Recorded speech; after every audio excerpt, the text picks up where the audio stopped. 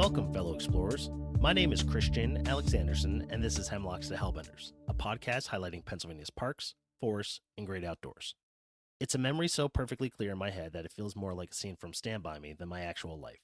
I had just returned home from an all-night session of manhunt with friends. It was a beautiful, warm summer night with the perfect amount of wind. I was 12 years old, and it was the last summer I was going to be spending with the friends I grew up with before moving a few towns over. My life was changing in ways I didn't fully comprehend, but for right now, I was in paradise.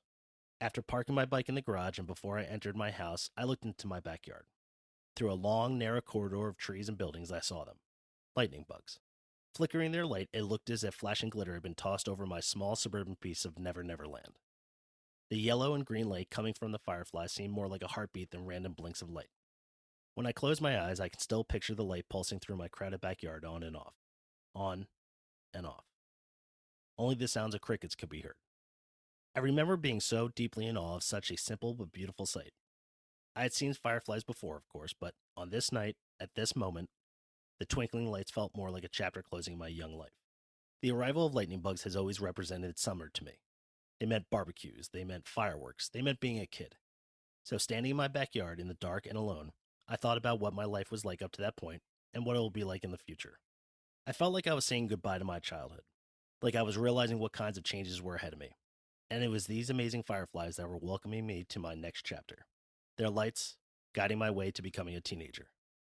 And while this story and its connection to fireflies might feel a little dramatic, I've heard from so many people about the memories they have connected to lightning bugs. Exploring the woods with grandparents who have long passed, 4th of July parties with their friends, a first kiss, a breakup, family camping trips. I don't know what it is about lightning bugs, the state insect of Pennsylvania, but people have a connection to them. Cultures around the world have stories and myths surrounding these stunning creatures. So I invite you on this episode to think about your own connection with lightning bugs. What comes to your mind when you picture them? Where does it bring you back to? When are you transported to? I'm excited to welcome Dr. Sarah Lauer to the podcast. Dr. Lauer is an assistant professor of biology at Bucknell University. Doctor, thanks so much for joining the program. Thanks so much for having me. Can you walk us through the life cycle of a firefly from egg to adult? So fireflies, despite their name, they're not actually flies. They are not bugs either, right? Some people call them lightning bugs. They're not bugs. They're actually beetles. And like other beetles, they go through metamorphosis. So when you think of metamorphosis, you might think of like butterflies and going egg, caterpillar, chrysalis, butterfly. Fireflies go egg, larva, pupa, and then adult. They spend a couple of weeks as an egg. They'll hatch out and they'll spend usually 1 to 2, sometimes even 3 years, depending on the species, as a larva. They will then, after that period of time, they'll search around for a pupation site. They'll pupate a couple of weeks and then emerge as an adult. And then in the adult stage, they might live anywhere from 2 weeks to a couple of months, depending on the species. What can you tell us about the firefly population in Pennsylvania? We have many, many different species in Pennsylvania. The first fireflies that I see actually come out in September. So these are winter fireflies. They emerge as adults around where I am in Lewisburg, Pennsylvania, about when school starts. And then they will overwinter on the sides of trees, so in the cracks in the bark. And then we'll start to see them moving. So February, March, you'll see them sort of crawling up the trees. They will then mate at the end of April, beginning of May. And they are actually a firefly species that does not light up. So you'll see them crawling around during the day. The first really like light up fireflies around here are a species called Pyractomina borealis. And this one is generally active around here like early spring, kind of Mayish.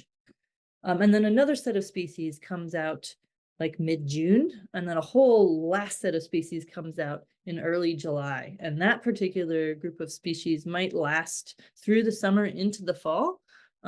If it stays wet enough. So this past year, I saw some in October. which I thought was amazing. Yeah, in the farm field near my house. How many species do we have in Pennsylvania then? Near where we are in Lewisburg, we have probably about 15 different species that we can find at different points of the year. There are still new species being discovered in North America, well, around the world, but even in North America, which we usually think is being pretty well studied, there are lots of new species.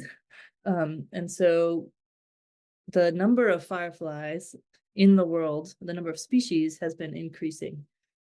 Is that a good thing? I think so. Right. So if we think about, what do we love about fireflies and why do we want to keep them around? If we really want to keep fireflies around, we need to conserve them. And a lot of conservation deals with, okay, what do you conserve? Do you conserve a particular species or a particular population of a species? And so in order to figure a lot of that out, we need to know what it is that we want to conserve. So the more that we can learn, the more helpful it is. What ecological roles do fireflies play in their ecosystems, and how do they contribute to the balance of their habitats? Fireflies are predators. So in the larval stage, that really long-lived larval stage, they are searching around in the soil, on the soil for worms, slugs, snails. They serve as food for things like spiders or even other fireflies. There are some species like that winter firefly that we think might feed on sap. And then there's a lot we don't know. So there's been a paper published trying to look at the relationship of fireflies and milkweed. So maybe it will turn out that fireflies are some sort of pollinator of something that we just don't know yet. For as long as we've been studying them as humans, we know surprisingly little about what they eat. Why is that? That's a good question. It's hard to find them eating. So in my 14 years of being on the trail of fireflies, I have seen one larva of a particular species, like ever. I've seen larvae of other species, more abundant species, fairly regularly, but of this one species, I've only seen a single larva in 14 years, and it was not eating anything. So it's kind of like you luck out what you see. You have to be out, you have to be looking around, and you just have to have a lucky encounter with something and make an observation. Fireflies have a number of names, including lanternflies, lightning bugs, and glowworms. Do you have a favorite? I grew up with firefly, so I guess I'm team firefly. But there are some really fabulous names out there. So in Jamaica, they call them pini wallies. If you look at it, like some of the literature, they have a word for firefly in every different language. So luciérnaga in Spanish, pirilampos in Portuguese. Like it's worldwide. Why do you think humans are so fascinated by fireflies? Do you think it's something inherently captivating about their bioluminescent displays? I do think it's something captivating about their bioluminescent displays. They feature, they've been studied for scientists for centuries, but like before there was even science, they've been studied. They appear in art and poetry and literature and fables and music. And so I feel like they are captivating. I also would have to think that it's just such a beautiful sight that you can't see everywhere and that's not available to everyone. I remember growing up and looking at the backyard around summer and just seeing just these beautiful lights everywhere in the backyard. And it holds such a personal memory to me of being young and like barbecues and 4th of July and things like that.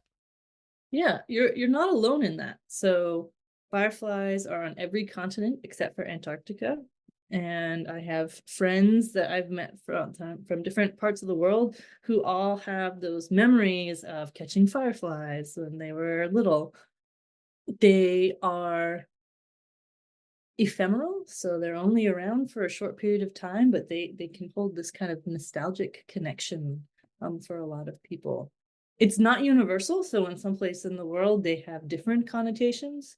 So for example, some places they are associated with the souls of departed loved ones, so slightly different than like your childhood memories. Other places it might be something like in other places they're associated with ladies of the night. Um, but it depends on like where you are in the world. Well, I love that. I love the fact that it means so many different things to so many different cultures. Could you delve into the science behind the bioluminescence in fireflies? What's the chemical process that enables them to produce light, and what purpose does it serve? Yeah, so when you catch a firefly, like one does on a summer's night, if you flip it over, there should be, if it's been lighting up, there is like a yellow section of their abdomen. That's the lantern, the firefly lantern, and that's the organ that it uses to light up. And inside that lantern, there are specialized cells that contain all the ingredients for the light reaction. So these include luciferase, which is a protein, luciferin, a little bit of magnesium, a little bit of energy, and all of this comes into contact with oxygen in the lantern. We know that fireflies make their own luciferase. There's a gene, and there's in their DNA, they have the instructions to make this protein. However, we don't know how they make luciferin. It's one of the big mysteries of firefly bioluminescence, is how are they making this substance that is essential for what we know and love them for. Could you explain the fascinating mating behavior of the fireflies and how they use bioluminescence for communication? Yeah, so bioluminescence has a couple of functions in fireflies, and one of those is mating. So when I think of nocturnal species of fireflies, ones that are coming out either around dusk or at night once the sun has fully set, um, each of those species has its own flash pattern. So you can think of it sort of as a code they use to find and identify mates. The flashes, North American species, the flashes that we are usually seeing, so like you looking out over your backyard or whatever, those are usually males and they're patrolling for females with their specific flash pattern. So if you sit and you watch an individual firefly signaling, you might be able to tell, oh, this one is flashing once every 5 seconds, or this one is going a flash at 2 seconds and at 4 seconds, and then a period of silence, a period of darkness. So what happens, a female will be sort of down in the vegetation, and when she sees a flash pattern that she likes, she'll reply with a flash of her own.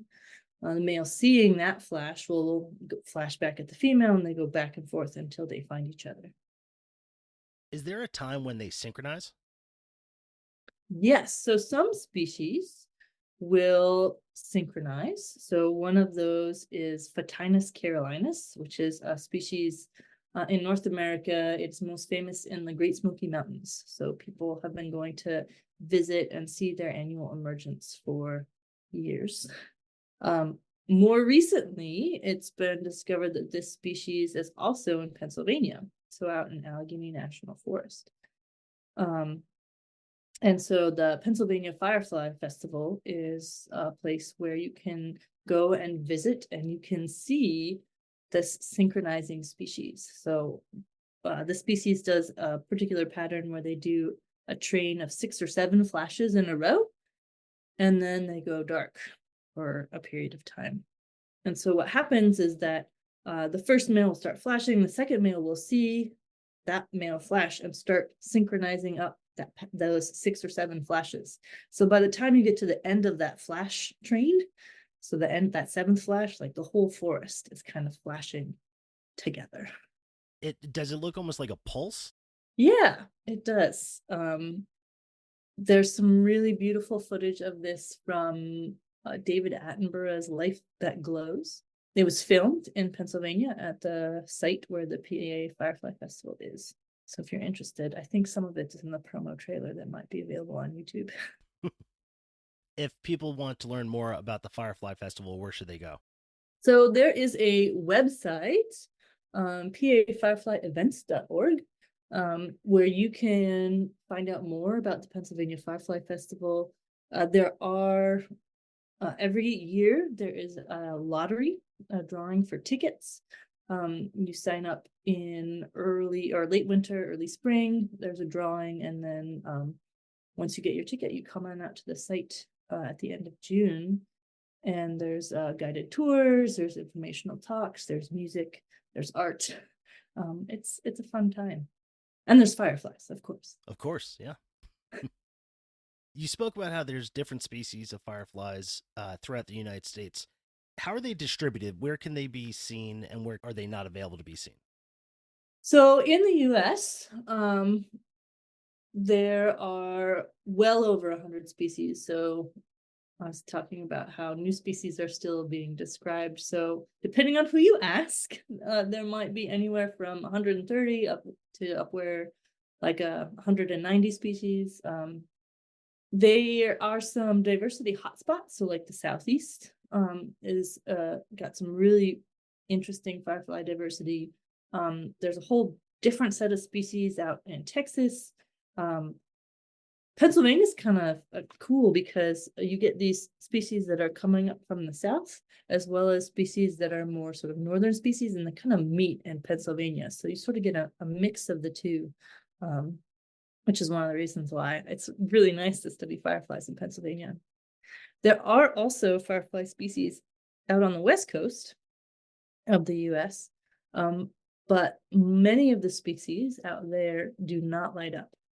And so they are less frequently seen. And now, let's hear from our sponsors. Registration is now open for the Keystone Trails Association's 25K Trail Challenge on September 7th.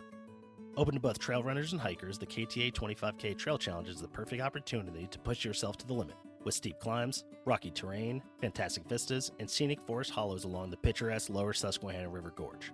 Participating in this challenge helps further the organization's mission of protecting, preserving, and providing safe and enjoyable hiking opportunities within Pennsylvania. Register today at kta-hike.org. Are you looking for your next adventure? Unlock some of the best landscapes in Pennsylvania with the incredibly detailed, highly curated, waterproof trail maps from the folks at Purple Lizard. They create extraordinary maps of Pennsylvania State Forest for people who love to explore the outdoors. Find them at your local outfitters, bike shops, and bookstores, or visit purplelizard.com, where your next adventure begins. Hey, podcast explorers, did you know Pennsylvania State Parks and Forests, the heartbeat of our Commonwealth? They're not just natural wonders, they're vital for our well-being and local economies. That's where the Pennsylvania Parks and Forests Foundation steps in. They rally volunteers, raise funds, and advocate for these precious lands. Join the movement to preserve and enjoy our outdoor treasures. Learn more at paparksandforests.org. Let's keep Pennsylvania untamed and beautiful together. All right, back to the show. Does their behavior remain the same if they don't produce light? Like, are they still generally in the same places, or do they stick to certain light? Do they only stick to trees, or do they only stick to areas? I mean, does the fact that one produces light or does not produce light, does that differ their function or how they act? These are different species that have lost the ability to produce light. They don't come out at night anymore. They actually come out during the day. So you think about it, if you use a flashlight during the day, it's not so useful, right? So these species don't use light. What do they use as a mating signal instead? Well, we think that they might use pheromones, so chemical signaling to find mates. All fireflies light up as larvae. So even these ones that are not light up or don't light up as adults, they will actually light up in the larval stage, but as adults, they will not light up and they'll come out during the day. Oh, wow. I saw a presentation you gave, and you spoke about how there could actually be different colored lights, depending on the region that you're seeing your fireflies. Is that right? Yeah, so my graduate work, I took a few ginormous road trips around the East. And so I went and went down to Texas. I did a circuit around Kentucky. I went up to Vermont. I sampled fireflies at all these different places. And we were actually sampling their light color. So the question was, can we look at different species? Do they have different light colors? It's been shown by some previous groups that yes, it seems like that they do have different colors of light depending on the species, but why? Like, why would one species have an orange light and another species have a green light? And so what we were able to do with this really large data set from over 50 different sites across the US was to test a hypothesis saying that, all right, maybe it has something to do with contrast. So fireflies that are active, say, in a forest around sunset, there's still a lot of light around. It's coming down from the sky, it's passing through those leaves, right? It's getting it's creating a very green ambient light environment in that forest at that time. And so it could be advantageous for a firefly with a yellow signal, right? That signal, that flash is going to show up really brilliantly against a green background. A green signal might not be as visible, not as easily detectable by a female. Similarly, if you have a firefly that's active in an open field around sunset, there's a lot of like red light coming from the sunset and blue light coming from the sky, but there's not a lot of green light around. And so it could be advantageous to have a green signal, perhaps. And then once it gets dark, like any color of light is a good color because there's not a lot of light around. And so using that really big data set, we were able to show that, yes, it seems like fireflies that are in forested areas tend to have yellower flashes than fireflies that are signaling in more open habitats. Here in Pennsylvania, do we normally see that green yellow? Is that what we see? So we have the pleasure of having the most orange firefly known here in Pennsylvania, Photinus scintillans. It comes out sort of mid-end of June-ish. And it's very small. The females cannot fly, so they actually lack functional wings. They're very tiny, and they are the most orange. It's really cool when you see them because you'll have multiple species signaling in the same habitat at the same time. And so if you just sit and watch, you might be able to tell the difference between an orange flasher and a green flasher, or an orange flasher and a yellow flasher, and that's actually different species. Do fireflies exist in different kinds of areas in terms of like in Pennsylvania, they're more towards the ground, and in Ohio, they're more in the trees or anything like that? Or do they kind of all stay in the same area? So no, they're actually different species will have different you might have a very general species that might be found pretty much anywhere. The common eastern firefly is found in association with suburbs to forests to agricultural fields. I've seen them in DuPont Circle in Washington, D.C. I mean, there was only one, so I can't say it was a big population. But then there are other species that have very specific habitat requirements. So like this Photinus carolinus, this synchronous firefly or synchronizing firefly, has a very particular habitat that it persists in. There are other species. There's a species that is only found in Bethany Beach, Delaware. That's the only place they've been able to find it. And then throughout the world, there are others that are like very specialized for the place, the habitat where they are from. Are there instances where fireflies serve as environmental indicators? There's still a lot of work to be done on fireflies as environmental indicators. What does seem to be the case is that if a firefly population used to be near you and now it's no longer there, then that signals something has happened, right? And it could indicate some environmental degradation for that, knock down that population.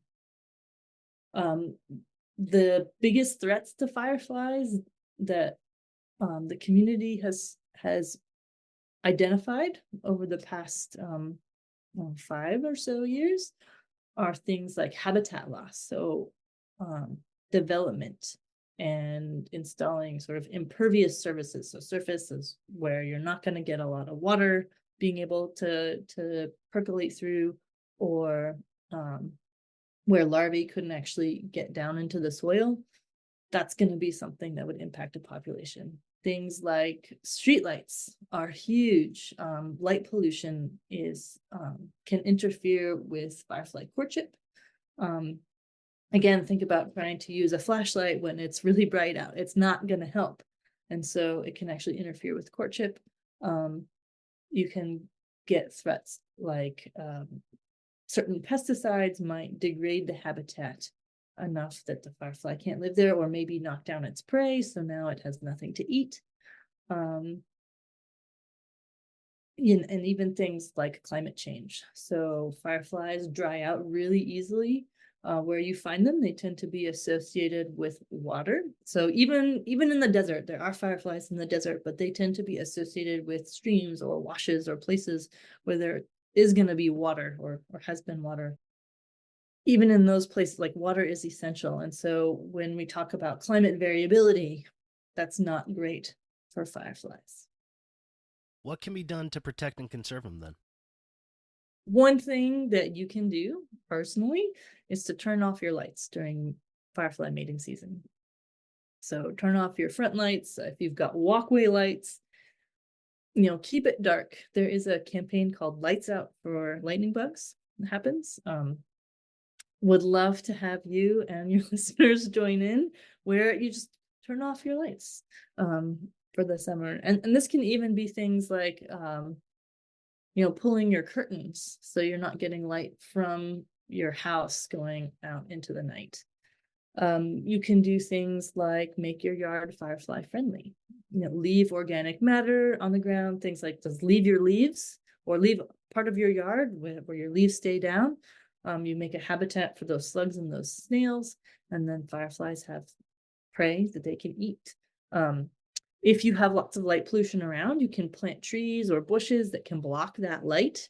And so maybe there's a part of your yard that you can keep dark for fireflies.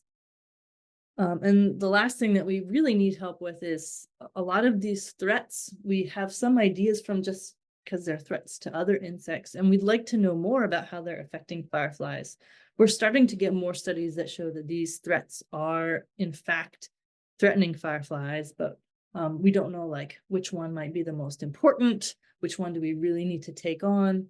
And so you can help firefly scientists actually study this by going out in your backyard and looking at fireflies and logging those sightings on a citizen science database. So there's a new program that's just come out from the Xerces Society. It's called the Firefly Atlas. And they have wonderful training videos on how do you count fireflies? How do you, what sort of things you need to note about the weather or the time or the temperature, anything like that. And then you can log your observations into this Firefly Atlas online. And that will go into a big database that then we can use to model things like habitat use in fireflies and investigate these threats. Well, I'm definitely going to be turning my lights off now. Yeah, for June and July, or August, that would be great. Christmas, you can go nuts, right? Christmas. Oh, yeah. Can you discuss any recent scientific breakthroughs or discoveries related to fireflies? Sure. So just last year, a collaborative team, including my team at Bucknell University, we actually published the first description of a firefly pheromone. So I told you that, there are species that don't light up, that come out during the day. We think that they use pheromones. Well, we've actually confirmed that. We have the pheromone, we've identified it. And this is actually really key because these unlighted species have sort of been understudied compared to some of their nocturnal relatives.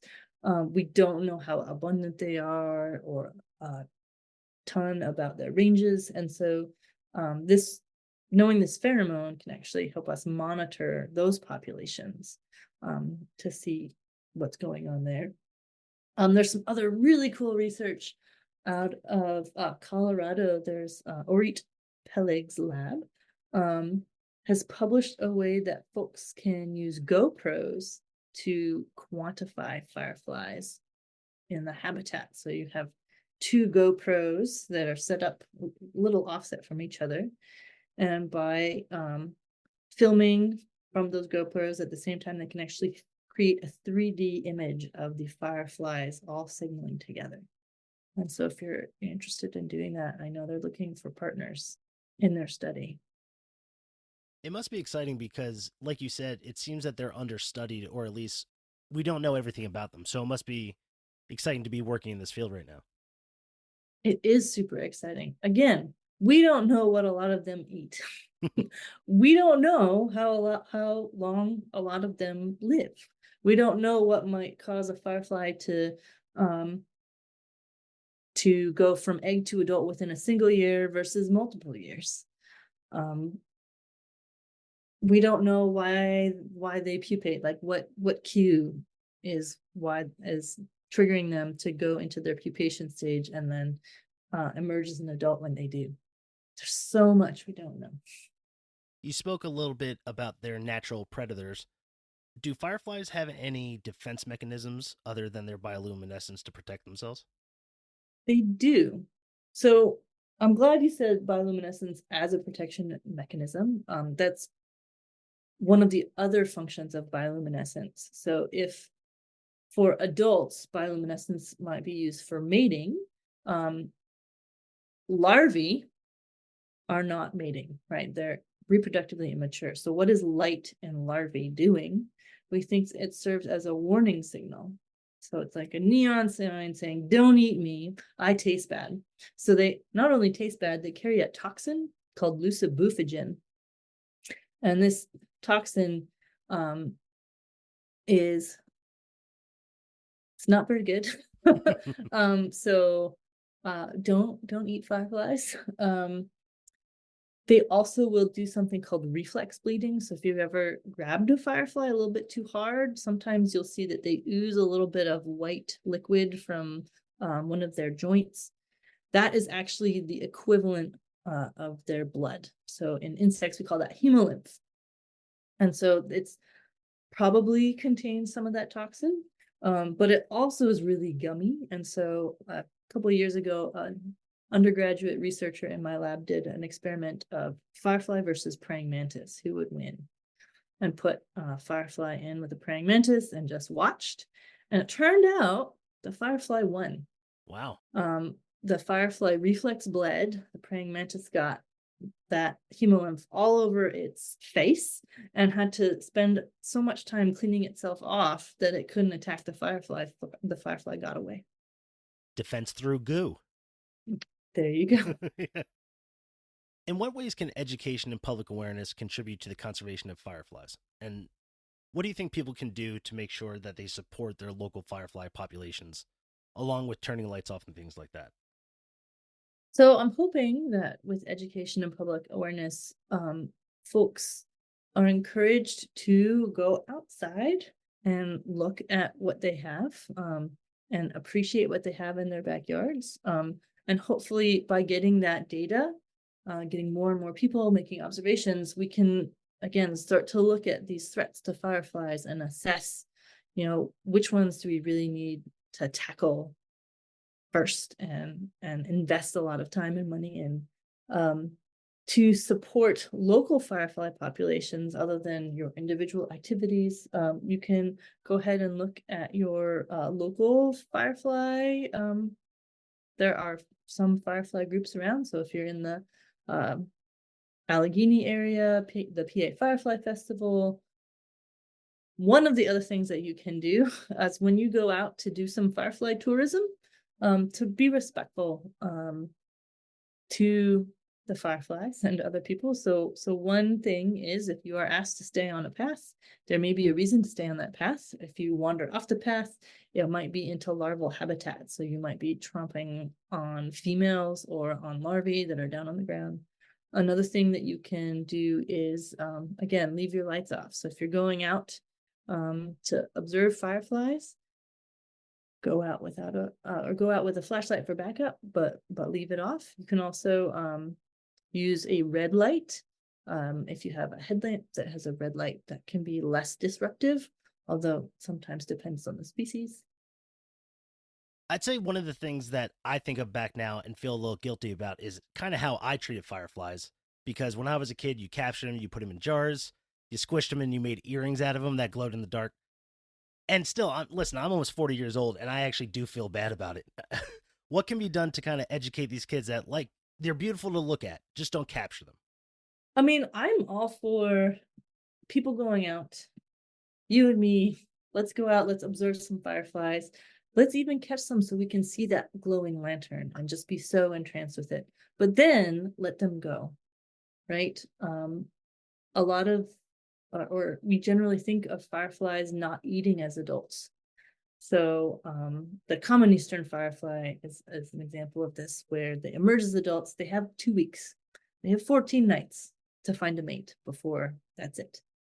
And so if you catch them and bring them back and you keep them in your room for several days, that is quite a chunk of their time that they have available to them to find a mate.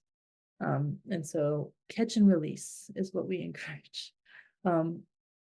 But definitely they are so entrancing, and you do want to learn more about them. And hopefully the more you learn about them, the more you're fascinated by them and want to conserve them. And so please, please, please go out and observe them. Help us log your sightings on Firefly Atlas so we can study them, and just enjoy the wonder that fireflies enable. Well, Dr. Lauer, I just want to thank you so much for joining us. I really appreciate it. You're so welcome. It's been wonderful to talk to you.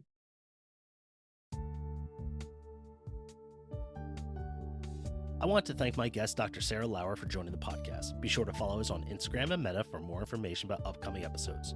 You can support the podcast by buying merch at hemlockstohellbenders.com, or you can click support this show in the podcast description to provide a monthly donation. If you're a Pennsylvania business interested in advertising with the podcast, email us at hemlockstohellbenders@gmail.com. This has been Hemlocks to Hellbenders. I'll see you out there.